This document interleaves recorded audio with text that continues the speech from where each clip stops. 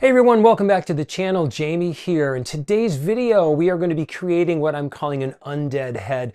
That's not a corpse skull, but it's not quite a zombie head either. It's kind of in between. You guys will see that here in just a bit. Be sure to stick through the entire video. We're going to be using some materials and techniques that you've never seen on this channel before. And I'm also going to be showing you a couple secrets that I've never shown to you guys before. I think you will find helpful. So be sure to stick around. I'm calling this one DIY Graveyard Undead Head. Let's do this. Step right up, come on in, join the show, it's about to begin.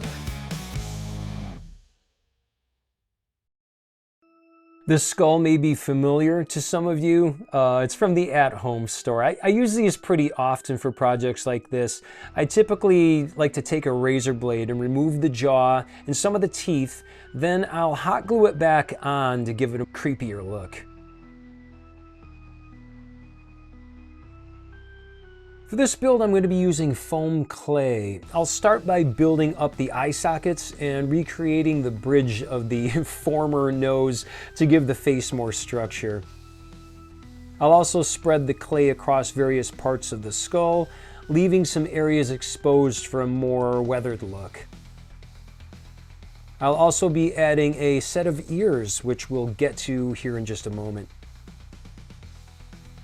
A couple things worth mentioning about foam clay. It takes roughly 24 hours to dry and it's extremely sticky.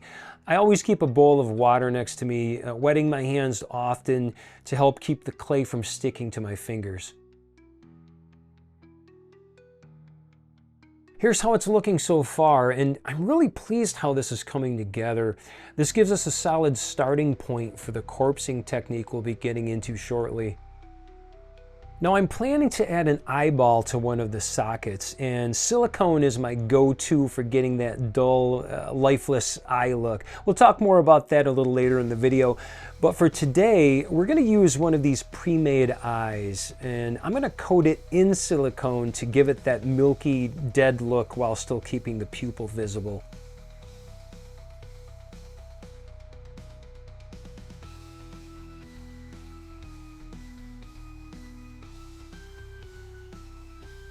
And once inserted in the eye socket, I'm filling it in with more foam clay.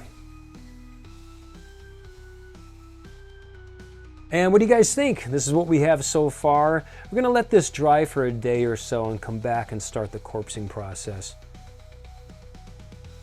Day 2, and we're back in the study. I'm taping off everything that shouldn't get corpsed. So the teeth, the exposed bone sections, and the whole eye area. Painter's tape makes this part quick and clean. All right, guys, we're out in the backyard to start the corpsing process. I'll be using a mix of 3M adhesive spray, cotton, latex caulk, and light passes of green and black spray paint in between the layers to build depth.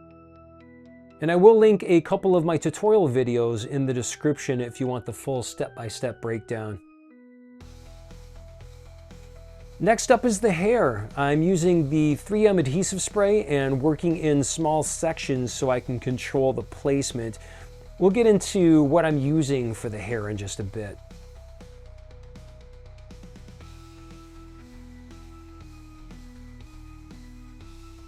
We are back in the study at my workbench, and this is the part I always look forward to, pulling off the painter's tape and seeing how everything turned out.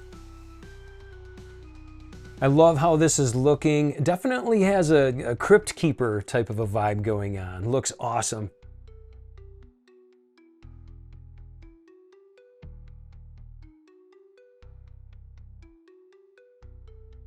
And now on to the painting. I'm using dark red, black, and titanium white acrylics.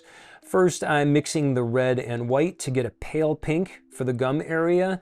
Then I'll come back with a deeper red and a little black to give it that layered, rotted look. Then I'll be carrying those same colors into the nasal cavity as well. And for the final touch, I'll be brushing on a polyacrylic clear gloss to get that decomposed, slimy look. I'm going over the mouth, teeth, and nasal cavity and letting it drip down the face and chin for that wet, rotted effect. All right, guys, here's the final version. This is going to be a perfect fit for an animatronic project I have coming up. That last clip that you saw, I did go back and make a couple tweaks. I usually do. I added some more of that polyacrylic clear gloss. It looks really, really good at nighttime when the lights hit it. It looks all wet and nasty. I also took that polyacrylic and I mixed a little bit of white acrylic paint in with it just to give the eye a little bit more of that milky look to it. I also did want to mention the hair. For years, I've used really cheap wig hair. I've tried extensions. I've tried many things, and it always ends up looking really fake. I hate when the light hits it and it has that synthetic plasticky look. This is actually horsehair, guys. You can get it on Amazon in a bundle. It's not much more expensive than a wig. Maybe other haunters have been doing this for years. I don't know if they have. If they haven't, they should start, because it's really, really killer. Really brings it to a new level. It really looks like movie quality. I love it. The other thing I do want to mention as well, the silicone that I'm using over that eye, it's actually silicone earplugs, guys. You can get these at your local pharmacy, CVS, Walmart. I will link it in the description below. You can get them on Amazon. They're really inexpensive. Actually, yeah, I got these at Walgreens. If you take 2 of these, maybe 2.5, roll them up, it's like the perfect size of an eye to fit in the eye socket. It's already that cloudy look. You could add any type of paint over the top of it if you wanted to. And I've used it here in really, really hot weather. It doesn't melt, anything like that, in my outdoor props. Awesome to have. I hope you enjoyed today's video. Any questions, as always, reach out to me, newenglandhaunter@gmail.com. If you haven't done so already, like and subscribe, and we'll see you in the next one. Take care.